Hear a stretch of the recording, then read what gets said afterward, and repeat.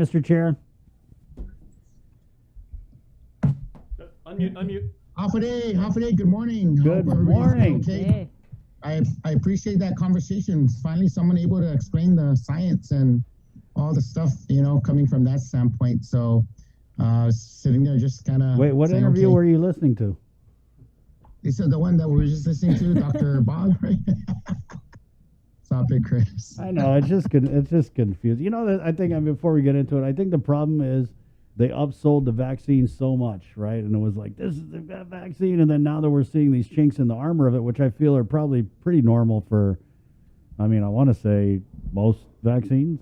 People are just kind of, obviously, if you get sold a certain car and you're told it's a Lamborghini, but then you drive off the lot and it's more like a Corvette, I guess, right? Anyway, 7:55. Mr. Chair, thanks for joining us. And I guess just first of all, from the board level, I know that you got out to the schools. I'm pretty sure you did. What was your observations there for this first day of school, as one of my teacher friends so eloquently put it? Obviously there's some challenges out there, and of course, like I mentioned earlier, I wish we have a blueprint to kind of operate a school system during a pandemic, and so of course we've always been looking for the guidance from the health experts, the scientists, and getting all that data and the information, and what does that mean for our Department of Education. And of course, when things are beyond our control, where school is shut down temporarily, after a while you just got to start thinking like, okay, what are we going to do to bring our students back face to face? Our community is so divided, Chris, when it comes to who wants to send their kids to school and who wants to keep their kids at home and keep them safe. At the end of the day, it's really it's what parenting is all about. And my first day of my kids were going to school, I sat down with them last night, and this morning I said, how was school? Did you feel safe? You're just trying to ease the anxiety because, of course, there's a lot of adult decisions we're making that's affecting our students' life. And, mental health is another key component to that.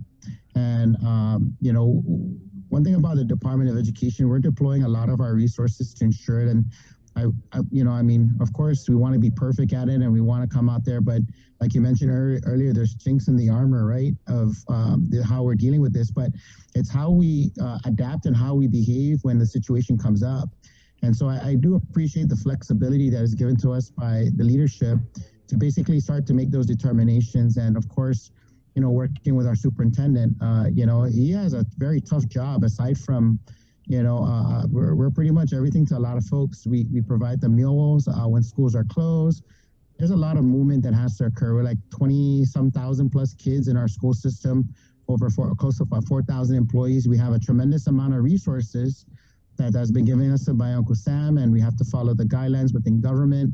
So it's just a huge monumental task. And of course, a lot of our people, even our staff, I can kind of sense it, sir, that, a lot of people are weary. Like, when is this thing going to end? When is it going to be over, And so, Chris, you mentioned something, and Sabri, you mentioned something earlier. You guys have been preaching the gospel, right?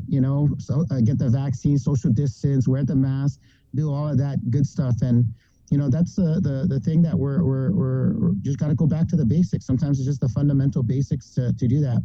So our board had a meeting a couple of days ago, and, we had an opportunity to wrap ourselves around, the reopening of the school, the cohort A and B. And of course, our ultimate goal is really to get the students back into face-to-face, and we got to do it in a safe way. But there are a lot of parents out there, of course, and we leave it to them to make those decisions. That's the reason why we give two modes of learning, which is online and face-to-face. And parents just need to make a choice and stick with that choice. And a lot of parents saying, hey, you know what, we were face-to-face, but we don't like what's going on with the numbers. Can we transition? Can we shift? That takes a little bit of planning, and it takes a lot of things into consideration because at the end of the day, you got also teachers who are the front line of all of this. And we're asking them to do a lot of things, to have our kids get some form of education, and I tell you that week, 2 weeks that my children were on, what do you call that, online learning. actually sat and listened to some of the lessons, and it was really interesting because, like I said, I have a household of five kids, and of course, my wife's a teacher, and so all the internet. I think Docomo, I think we lit them up because all five computers going on at the same time. It's very challenging, and the resources that we have to make sure our kids go into that. But, as a department, all the way from our counselors to our nurses, to our school administrators, to our teachers, and then, of course, our families, our stakeholders, we continue to engage and be transparent. There was that new law that they passed that all our meetings have to be online or streaming. We've been doing it. Actually, Chris, we miss the live reporters coming in to our meetings and sitting there for the 2-3 hours, give them a sense of appreciation of what we go through, Yeah. But, we hold the work sessions, we do all these things, and we really engage with our partners. So, from the board standpoint, when it comes to policy decisions that the superintendent has asked us to, reconsider, for instance, whenever we have to pause in our yearly our calendar schedule, we have to adopt a new calendar, because we have to make sure that everybody's aware of the school days and these contact hours that need to occur. So obviously there's a lot of gaps that we need to fill. But, in terms of the reports coming back from the first day of school, there were some reports out there that, people were not social distancing and all this stuff. But I can reassure you, and I can reassure the community that as these issues come up in the different areas, our school administrators will adapt and will change and bring it into, corrective action. And so I have no fear of contradiction that the administrators of schools will do what they need to do to keep their school safe. So with that, if you have any questions or anything that I'm able to ask, please just remember that there's a lot of the operational side of things. Yeah. I do know that there's testing that, that the testing plan that the public health. I do know that about 160 of our employees were provided training on how to do this, and they're going to be deploying this in the next couple of days, couple of weeks, maybe a week or so. Reassured that once this happens, this is another mitigation protocol that we're going to put into the schools. But we definitely, the ones that are attending our schools, the ones that are face-to-face, we want to make sure that we give them as much support as we possibly can. And Chris, one thing that's, and Bree, that's out there, is we're competing for a lot of these PPE resources, and we're getting to see that all these things that are, all over the world, and we're trying to do it to ensure that our kids, get the resources in their schools and the teachers. But Ms. Gutierrez mentioned something really interesting. She was out in San Francisco, and she said, Can we just hold right there, and we're going to jump over the top of the hour. Sure. KUAM TV, here we come. Good morning.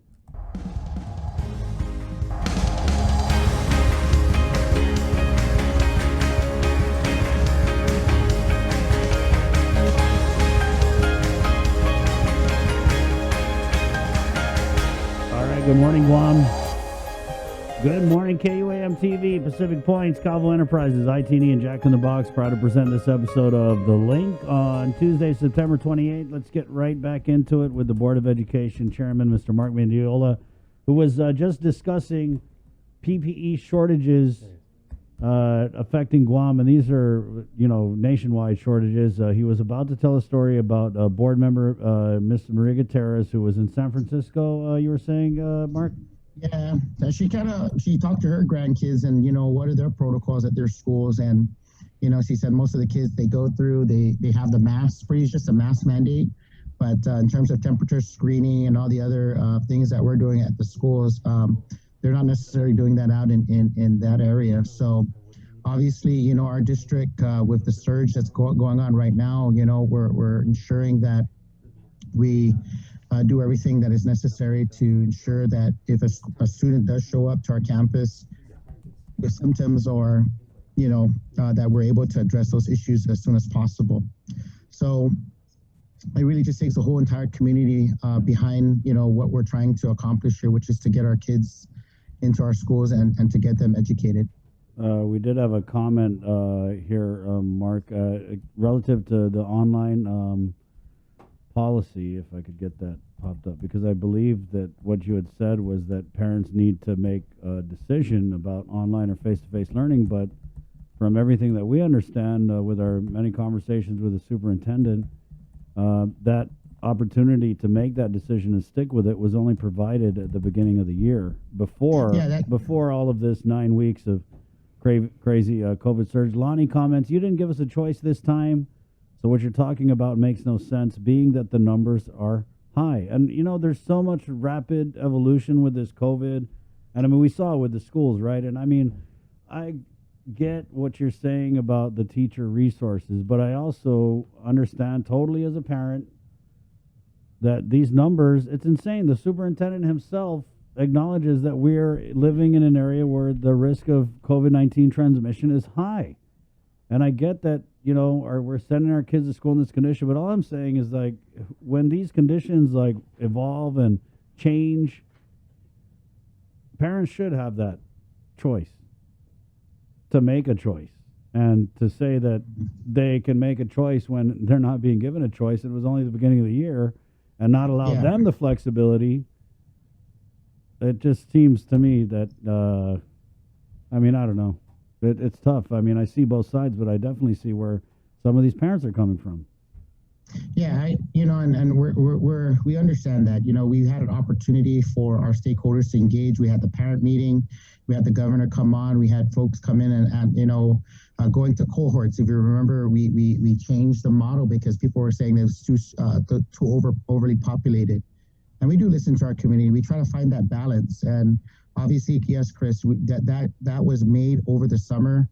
We gave a lot of opportunity for people to engage, to make that choice. But then, of course, when the numbers went up and started to go to take off, then of course the anxiety and the fear out there in the community was, hey, we're gonna go online. Then we go online, and then people complain like, hey, we need to send our kids to school because they're not getting an education online. You know what I mean? And so that's where I wish that we had the simple solution to a lot of the challenges we're faced with. But like I mentioned earlier, we're going to potentially lose a number of our educators because of just the environment that we're in. I would love to have, of course, a full slate of educators that are experts in online learning. And then, of course, the teachers that we have to take into consideration their perspective as well. And so we tell the teachers, the parents too, work with your schools, communicate with them. There are some issues that there was some consideration given to students, of course, that may have medical conditions, or students with special needs, asking us to come 5 days a week. Those are things that are individualized to the specific schools. I don't have all the answers, Chris. And what I do know that whatever is placed in front of us, as comments come to us and as things come before us, we try to do our due diligence and ensure that we take all things into consideration before we make that decision. And I just got to say, we've engaged and we've got all these tough questions, and your viewers, we get emails, we get texts as board members asking us to consider certain things. But at the end of the day, when we ask folks to come in and we do these surveys and all this stuff, this is just a way for us as a board and as a department to really just start steering the department in what we think is the best interest of our community. So I get it. And like I said, I, as a parent too, I have a lot of concerns, and I raise those concerns as a parent. But at the end of the day, I'm looking at it as the whole district, as the whole school system. So I don't have all the answers, but I do know this, that as things progress and should the department make changes, the committee will be the first to know. And if we need to move towards that, because we continue to go down the path, like the doctor says, this virus is here and it's going to continue to mutate or morph into other things. That's going to have us to force us to look at different ways of how we're doing education. But we've been adapting to, the community that has been engaging with us in terms of, providing education for our students. Yeah, it's just hard for I don't know, me on a personal level to be comfortable when we have Dr. Bob coming on and Sabrina asks him, hey, so are these unvaccinated measures just going to stay in place? And he finishes her sentence by saying, yeah, until all the unvaccinated people get sick and get the immunity. I don't like those things being said because I Yeah, no, automatically yeah, think about all the unvaccinated kids that we have in these schools. It's insanity to me that they would just right, throw out these comments and like, oh, let everyone get it. Because again, our kids are unvaccinated, and so I'm just not comfortable with that. And it yeah. doesn't really, to me, it doesn't do anything to kind of cool these feelings that everybody has down, right? So I know you get it. Yeah, I think, yeah, and for us, Chris, we've, like I said, our external partners, public health, CDC, we wait for those guidances, right? Because at the end of the day, they're the ones that are the experts in the area, and sometimes it's confusing, and that's why I said, we have to have someone come out and explain the science to our families. And yeah, I was kind of taken aback by that, but I'm pretty sure that we are saying vaccination. When I say we are, the public health guidance now is that vaccinating the age group now may potentially go down all the way for school age children. So that's what we're anticipating that's going to be coming out, that they're going to allow that to occur. So Thank yeah. you, Mr. Chair. Appreciate your time. Okay. Right on. Thank you. There you go. Mark Thanks, Mendiola, Board of Education Chair. We're getting Superintendent John Fernandez on tomorrow, and he's pledged to kind of go more into the testing plan that DOE has, which apparently there's still Or the guidance that they the received, guidance, right? So they're still hammering out a lot of the details with the testing plan. It's 8:10. Let's go ahead and get into the news now. Our 8 o'clock newscast. Well, it's a quickly moving show. It's rapidly evolving. All right. Okay. From the KUAM news team with our 8 o'clock newscast. It's all brought to you by Pacific Points. The very latest now comes